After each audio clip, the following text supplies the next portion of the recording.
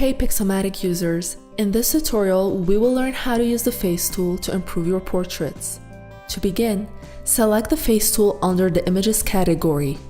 You can then zoom into the picture by dragging one of the corners just like this.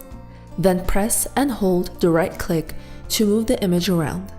Now, the key for getting better results is to change the radius of the brush as you go and remove the spots one by one.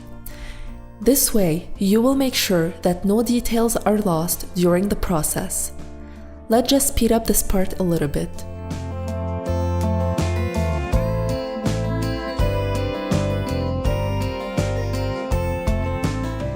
After removing the blemishes, press on the before-after icon in the toolbar at the top to see the changes that you've made. You can also smoothen the skin.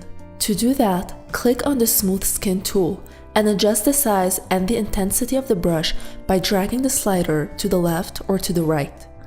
After that, brush over the skin and get instant results, just like this. Now, let's whiten the teeth of our subject. Click on the Whiten tool in the toolbar on the right. All you need to do is brush over the teeth to make them look whiter. You can also correct the red eyes of your subject by using the Eye Whitening tool.